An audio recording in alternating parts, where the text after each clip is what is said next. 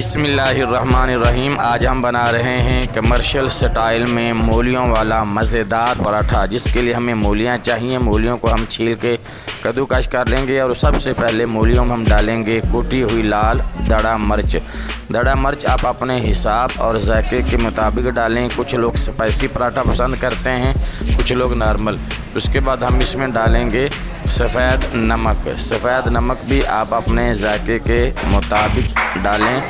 और सफ़ेद नमक डालने के बाद हम इसमें डालेंगे कुटा हुआ खुश्क धनिया। खुश्क धनिया भी आप खुशबू के लिए इसमें मुनासिब मिक़दार में डालेंगे। उसके बाद हम डालेंगे खुशबू के लिए सफ़ेद ज़ीरा। सफ़ेद ज़ीरा ज़्यादा नहीं डालेंगे, क्योंकि सफ़ेद ज़ीरा ज़्यादा डालेंगे तो पराठा कड़वा हो जाएगा। ये तमाम चीज़ें डालने के बाद इसको हम अच्छी तरह मिक्स कर लेंगे। मिक्स करने के बाद हमारा जो मूलियों के लिए मवाद है या पीठी है, वो मसाला तैयार है। चलें मूलियों का पराठा बनाते हैं।